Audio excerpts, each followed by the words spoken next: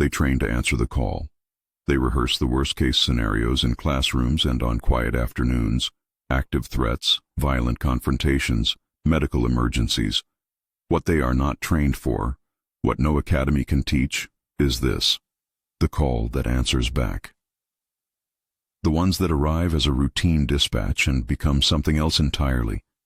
Voices where there should be silence, footprints that go in and never come out, a presence that leaves responders unsure which side of reason they stand on. This episode is for those men and women who walk into that kind of darkness, and for the families who wait at home. I spoke with officers, partners, and a few people close to the badge to gather 5 of the strangest calls they've ever taken. Real reports from real patrols where the official paperwork often stops short of the experience. These aren't horror stories spun for clicks. These are testimonies, sometimes brief, sometimes fragmented, of things the officers could not explain. For their safety and privacy, I won't use names or precise locations. You'll hear an officer, my partner, a local priest, a nearby village. What follows is told in their voices as faithfully as I could collect them. If you're a law enforcement officer and this resonates, if you've been on a call like any of these and want to share, there's a link in the description where you can submit your account confidentially. Stay with me. They were called to a small church on a weekday evening. The report sounded ordinary on the radio: disturbance, possible mental health call. The church was an old building on the edge of a nearby village, a place where the pews had more dust than footprints lately. The officer who took the call said the priest met him at the side door, haggard, and begging them to wait by the adjacent room. "Don't let anyone out," the priest told them, almost whispering. He asked the officers to stay by the door and not to open it until clergy from the capital, who were on their way, had arrived. For 20 minutes the officers stood in the hallway with their hands on their belts and their training in their heads, listening. The first sound was a violent bang, like a heavy book thrown against wood, followed by a man's pleading voice. That pleading turned into choking noises, a shift from one person's voice to something that didn't line up with any single throat. Then came a woman's scream, high, ragged, cut off suddenly. After that, they heard them. Children's cries, but not one child, not 2. The sound layered like a choir, overlapping, indistinguishable at the edges. The hallway smelled faintly of wax and old paper. In the echo of those sounds, the officers checked each other. Are we sure? Is this coming from inside?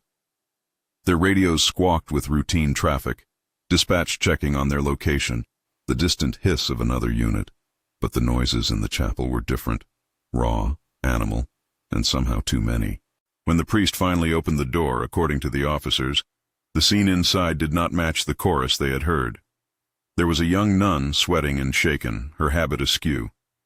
There was a single child, bound, not in a way to hurt, but held by a makeshift restraint as if to keep someone safe, or to keep someone from whatever was happening. That child was quiet, eyes wide, clearly frightened. According to the priest, they had been keeping the child under guard until professional clergy could evaluate whether the situation required ecclesiastical intervention. The priest used the word possession when talking to the officers, though he framed it as his claim, not an official diagnosis. Officers searched the rest of the building, the sacristy, the confessional, the small vestry, empty. No hidden choir, no group of children hiding and singing. The voices the officers heard did not belong to the 2 people inside. They later told me they had no answer for the multiple distinct voices that seemed to come from within the chapel. Officially, no report detailed a supernatural event. The paperwork described a welfare check and a mediation between clergy and those present. Informally, the officers said they left the church with an unsettled certainty. Something had been in that room they could not quantify. That assurance, the officer's sense of reality bending a small degree, didn't come from a single dramatic image. It came from the mismatch of sound and sight. A man's voice followed by a woman's scream, then a chorus of children. And in the middle of all that, 2 living, breathing people who could not account for the scale of what the hallway had held. For the officers who stood guard that night, the episode lingered like an unfinished sentence. They filed the normal forms, because that's what you do. But later, around kitchen tables and between shifts, they would return to the question, what did we hear? That moment is where duty and doubt collide. Officers are taught to preserve life, to secure a scene, to defer to relevant experts, medical personnel, mental health professionals, clergy when requested. That night, they waited for clergy from the Capitol because the priest asked for it. They followed protocol, yet protocol offered no translation for layered voices. They carried out their role and left a mystery in the margins. A short reflection. In many jurisdictions, police work side by side with clergy for cases that touch on spiritual claim or ritual. The presence of a priest on scene isn't about theology. It's about expertise and the de-escalation of desperate family situations. But when what officers hear doesn't align with what they can document, it creates a different kind of report, the kind that sits unfiled in memory. They were dispatched to a stranded vehicle on a country road. 2 young women had called from inside their car. They were frightened and had stopped because something was on the road ahead. An officer who responded said the women described a short woman who had run across the road, showing teeth in a way that made the girls think she had no skin on her face, an image they would not forget. The officer used the words, exposed teeth, and face badly damaged, but declined to go into graphic detail, as the sight was still raw in the witnesses' minds. Searches in the dark were methodical. Flashlights cut through trees. Officers called out. Radios clicked. You copy? The smell of the forest that night was damp leaves and something sharper beneath it, an acrid note the officer compared to burning plastic. As they moved deeper, one of the officers, the partner of the man who took the call, was suddenly found standing off the trail, pale and catatonic, looking at a point between the trees as if he'd seen something that bypassed his language. He couldn't form words at first. When he did speak, it was clipped. He had seen a man, half charred, still smoldering in places, making the same tooth-splayed expression the women had reported. The image matched the girl's description and made the hairs on the other officer's arms stand up. They combed the area for hours. The officer who found his partner followed a trail of ash, hoping to find remains or evidence, something tangible. They found patches of scorched ground and a smell that matched his memory of the scene, but they found no body. Local search and rescue units came through. Dogs were brought in. Nothing. Higher-ups, dispatch and the command staff, suggested a pragmatic possibility. The people seen could have been long gone, perhaps victims of an unrelated incident, or they could have been misperceptions under stress. Some officers suspected pranksters or worse, but there was no reported missing person whose description matched what the responders had seen. Months later, the officers returned. It was one of those attempts at closure. Go back to the same stretch of road during daylight and see if the land gives up its secrets. The forest was indifferent. No burned patch matched the officers' recollection. The ash had perhaps been scattered by weather, or the memory had been altered by adrenaline. What remained was the image lodged behind their eyes and the way the officers avoided the topic on duty boards and at gatherings. One told me quietly, "You stop talking about it because talking about it starts to make it real." Another said the partner who had frozen that night transferred units soon after. He couldn't be on patrol without seeing the blank look again. There are plausible explanations for some witness reports: lack of sleep, panic, the way headlights and tree shadows can trick the eye. But the officers I spoke to were not credulous. They measured distance, checked wind patterns, checked their equipment, and compared notes with neighbors who'd been awake that night. The consistency between the 2 terrified women's report and the partner's frozen stare was what bothered them. It wasn't just the image. It was that multiple trained observers independently reported the same impossible sight. Between that story and the next lies a small, uncomfortable thought. Sometimes the world presents patterns that our training cannot parse. Officers keep those patterns filed under unresolved and go back to work. A routine welfare check brought an officer to the shoulder of a road near an abandoned, roofless house. The call had said an unknown woman was walking barefoot and talking to herself, pointing toward the house as if it were a destination. The officer described her as confused, disoriented, and her clothes were muddied. He placed her in the back of his patrol car while he checked the house for immediate danger. "Standard procedure," he told me. "Keep the person safe where you can and clear the location." When he returned to his squad, the seat behind him was empty. The woman had vanished. The doors were locked. the windows fogged faintly by the cool night air, and there were no footprints leading away from the car. They checked the house, the ditch, under the floor of the porch, every place a person could logically hide, but there was no sign she had exited the vehicle. The officer radioed dispatch and asked if the call had been logged. There was no record of the call. The dispatcher had no record in the system. No one else had logged the check. He saw the story as a psychological blow. There was the immediate fear. Had someone pulled a bait-and-switch? And a professional hit. Officers depend on records, on logs, on documentation. Those are the skeleton of police memory. When the documentation doesn't match experience, it creates a gap that can't be reconciled in court or on a report. He was relieved off duty soon after, not medically, not suspended, just told to take time, because someone who had an encounter like that needed to reset. He didn't file an official incident report, he said, because he knew how it would look. An empty seat in a car and no explanation. There are things officers will write down and things they'll keep out of the file for the sake of careers, families, and public perception. This was one of those things. There is a silence inside that story, a kind of professional mortification and private wonderment. Officers are trained to control the narrative through the paperwork, but sometimes reality refuses to be contained. The vanishing woman stayed in that officer's memory, barefoot, distracted, pointing, gone. My son, a young officer on his first years of patrol, told me about a place his squad had come to treat as taboo. It was an unfinished hotel on a stretch of coast where the radio would sometimes crackle into static, and the ocean would lay down a low, mournful tone. Locals avoided the building at night. Teenagers dared each other to get close during daylight. The squad treated it like a place where lines blurred, not out of superstition but out of the nervousness that develops when a location accumulates too many unexplained moments. On a late shift, he and a partner decided to check the structure after a tip about trespassers. The building was a shell. Concrete floors, uncompleted stairwells, a view of the sea where plaster would someday be. As they approached, the ocean breathed faintly through the open corridors, and their radios carried an extra layer of hiss. Anomalous but not unheard of, near metal and open architecture. My son noticed footprints.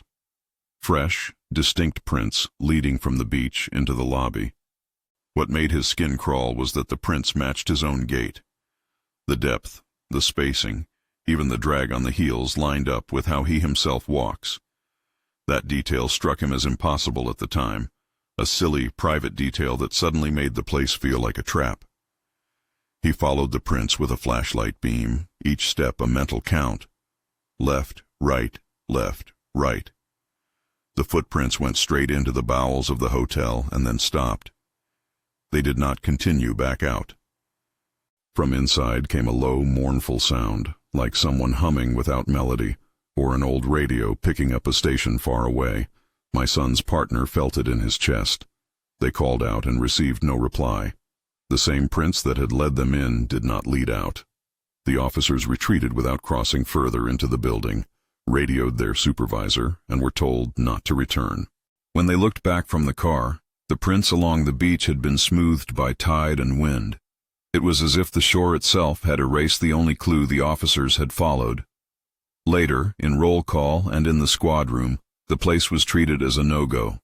Not officially condemned, just a boundary the team respected. Curiosity warred with caution. Some wanted to go back with a larger team, lights and documentation. Others said the answer wasn't worth the risk. There's a practical note worth mentioning here. Officers know how time and perception can alter with adrenaline and isolation. The unfinished hotel presented physical phenomena that can create disorientation. Sound traveling oddly in concrete, light reflecting in unnatural ways. But the officers I talked to weren't trying to mythologize the place. They simply noted that the prints matched a stride they could not account for, and that the prints led inward only. That was enough to keep a line among their peers. Don't go back. In winter, a radio call can be a life. On a night when roads were slick and the world felt as if it had been wrapped in an endless cold gray, officers answered a report of a vehicle in the water. The call came through with those clipped words that mean immediate danger. Car in water. Possible occupants. Responders reached the scene and found a car partially submerged, nose down in frigid water near the edge of an icy embankment. They moved quickly, cutting their way through the ice and calling for rescue divers and medical. As they worked to right the vehicle and free its occupants, someone on the bank heard a voice, clear, steady, from inside or near the car, saying, "Help us." The voice was not muffled by water or the vehicle's interior. It was a human sound, articulate and deliberate. Officers acted on that prompt. They gained access and pulled out 3 people, an unconscious father, a mother who had already died, and a baby who was alive but limp. The baby was tiny, too young to speak. The mother had been submerged long enough that she could not have called. The father had no memory of a voice. His last moments were fogged, and he could not attest to hearing anything before the extraction. The officers boarded the infant in warming blankets and performed whatever immediate care they could until paramedics arrived. In official statements and in the subsequent accident report, the voice wasn't something they could document beyond the fact someone had called out from the scene. It's not standard to include an unexplained vocalization in a police report unless it ties directly to witness statements that can be verified. But the officers at the scene told me privately that it was the voice that shifted everything. Without that sound, they might have delayed or missed a window. The baby survived. Rescue protocols for submerged vehicles stress speed and decisive action. The cold reduces survival time drastically. In that case, the officers didn't have the luxury of analysis. They responded to what they heard and what they could see. Later, when the adrenaline faded and the questions gathered, they were left with one more unresolved element. Who or what had called out to them? No one present, to any recall, could have produced a voice that was both clear and outside the sequence of conditions. The baby could not speak. The mother was already beyond calling. The voice remained an unfiled cause. These 5 accounts share common threads. They begin with the ordinary: a dispatched call, a routine check, a search. They escalate through sensory detail, sounds, smells, tactile memories that resist easy transcription.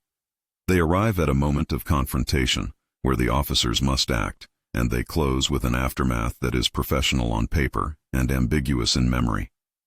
The pattern repeats: duty first, explanation second, and often, uncertainty forever.